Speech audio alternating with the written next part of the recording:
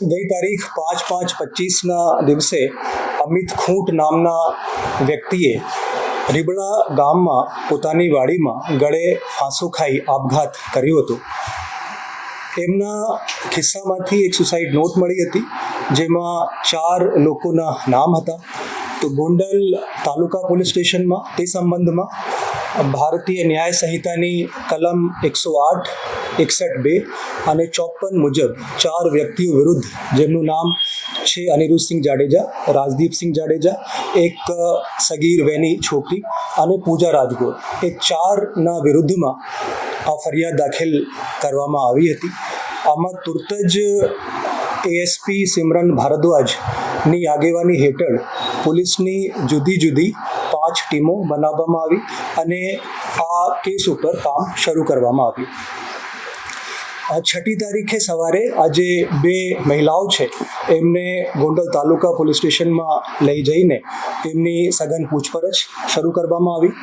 6 કલાકની લાંબી પૂછપરછ પછી એ જે 2 મહિલાઓ છે એ બંને પોતાના જે કાવતરું છે એની જે કર્યું છે એ બધી કબૂલાત આપી.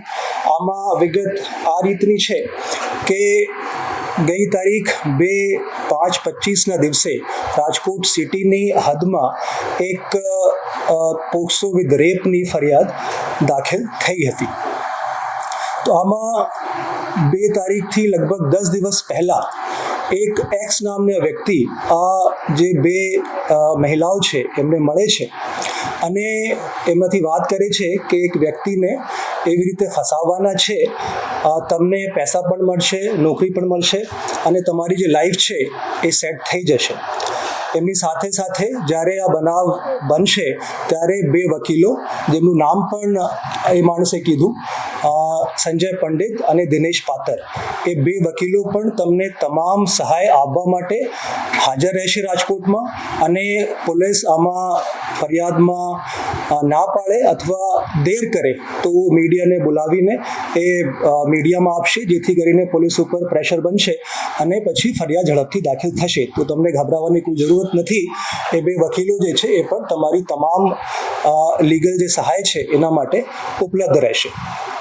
તો આ રીતની જે વાત છે એ જે વ્યક્તિ એક્સ છે આ બંને છોકરીઓથી કરી, એ જે 2 મહિલાઓ છે એમની સાથે એક ત્રીજી પણ મહિલા રહે છે. પહેલાં નક્કી કરવામાં આવ્યું કે ત્રીજી જે મહિલા છે એ આ જે કામ છે એને અંજામ આપશે, પણ એ પુખ્ત વયની મહિલા હતી. તો પછી એક સગીર વયની જે છોકરી છે એમને સિલેક્ટ કરવામાં આવ્યા અને પછી આ કાવતરું